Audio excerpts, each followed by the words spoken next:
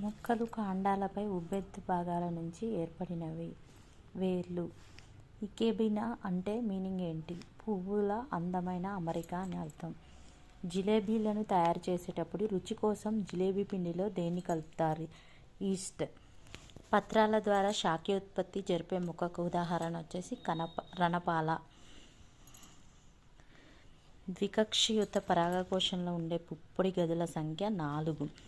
పరాగకోశంలో ద్వికేంద్రక స్థితి కలిగిన కణాలు. టపేటం.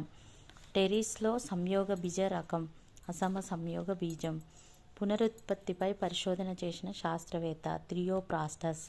కేశగుచ్చం కలిగిన విత్తనాలు ఉన్న ఫ్యామిలీ ఆస్టరేస్. సూక్ష్మసిద్ధ బీజాల్లో ఎక్సైన్ అనేది వ్యాధి జనకం. పురుష సంయోగ బీజ ద్వితీయ అభివృద్ధి కింది వాటిలో దేనిలో జరుగుతుంది? కీలాగ్రం.